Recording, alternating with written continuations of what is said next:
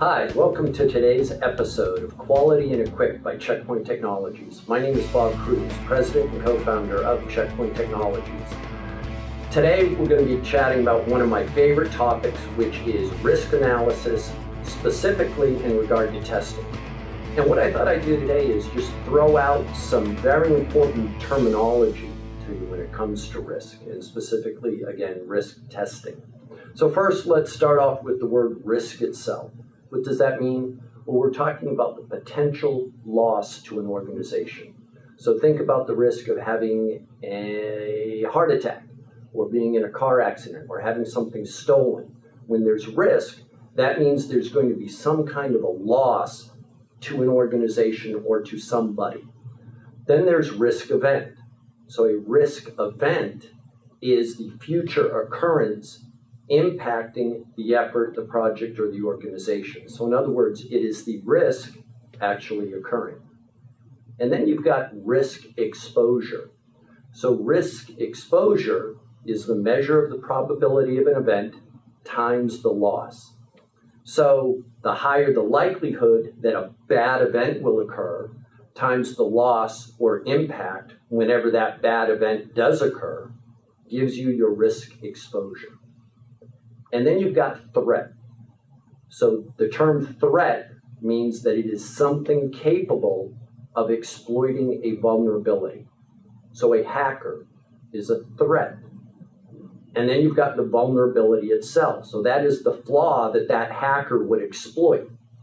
So again, a vulnerability is a flaw that may be exploited by a threat. So when we're talking about application software security, obvious SQL injection is a flaw which could potentially be exploited by a hacker to access data that they shouldn't have. The term risk management. So risk management is the process to identify, quantify, respond to, and control risk. And then you've got risk acceptance. So risk acceptance is the amount of risk acceptable to the project or to the organization. So you've identified the risk, you've rated it, but there's not a dollar amount. So think about, down here in the state of Florida, for example, a lot of the grocery stores are now utilizing automated tellers, or automated cashiers, I should say. So where you're going to have your groceries and you actually check yourself out. So obviously there's some risk there, there's some theft potential there that the organization is willing to accept as a risk. And then you've got risk appetite.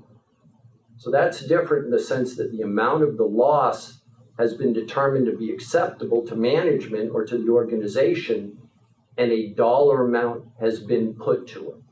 So in other words, for the automated cashiers, perhaps an organization, a Publix grocery store perhaps, has identified a specific dollar amount that they've deemed acceptable as loss. Then you've got inherent risk. So inherent risk is the risk in the absence of action. So a lot of times when I'm chatting with organizations, we'll get into the conversation about the cost to do something, and I remind them that quite often there is a greater cost to do nothing, because doing nothing is a risk. Another important term to understand is residual risk. So that is the risk that remains after the response. So in other words, you've performed an action to reduce or mitigate the risk, but in all likelihood, some risk remains. So what is that? Be sure to identify that. Then you've got risk mitigation. So that is the action that you're taking to reduce threats. So perhaps there are certain threats you've determined you cannot totally eliminate. You simply want to reduce. So that is risk mitigation. And then you've got control. So a control is anything that reduces risk.